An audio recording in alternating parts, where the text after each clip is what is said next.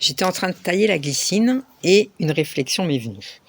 Alors, j'ai eu envie de vous la partager. Vous voyez, j'ai mon sécateur, mon petit panier où j'ai commencé à couper, et puis cette magnifique glycine que vous pouvez voir, qui s'est installée durant l'été sur ma barrière, sur ma rambarde.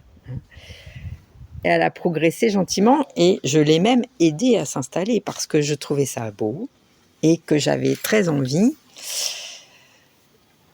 de bénéficier de cette espèce de protection végétale qu'elle m'apportait, puisqu'elle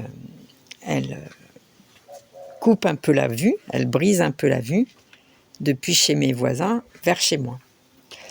Et donc je m'étais dit, chouette, cette glycine, elle va tout en douceur, avec cette belle ramure végétale, me protéger de la vue et en même temps embellir mon environnement.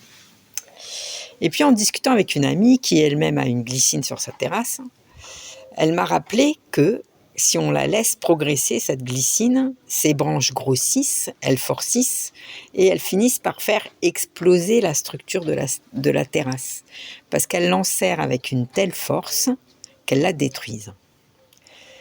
Et ce matin, en commençant à couper toutes mes branches de glycine, vous voyez, j'ai commencé à les couper un peu partout, eh bien, je me suis dit, mais c'est exactement comme quand on défait des liens toxiques.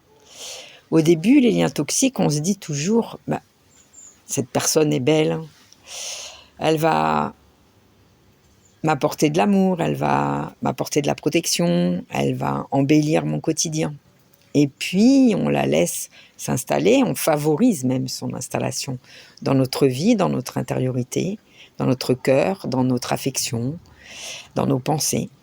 Et petit à petit, elle nous enserre, non pas par elle-même, c'est pas elle-même qui est toxique, mais ce sont ses actions, ce sont ses façons d'être au monde qui sont toxiques.